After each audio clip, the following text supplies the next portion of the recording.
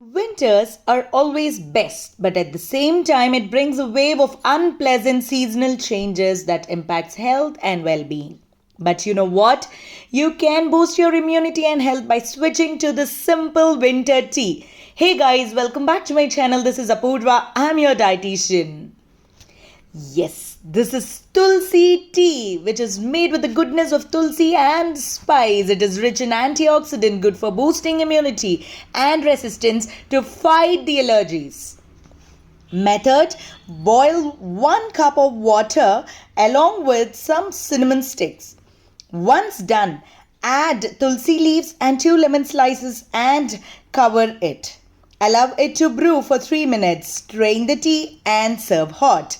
Try this tea at home and let me know your experience in the comment section below. I'll come up with another interesting topic next week. Till then, stay healthy, stay fit. Bye bye.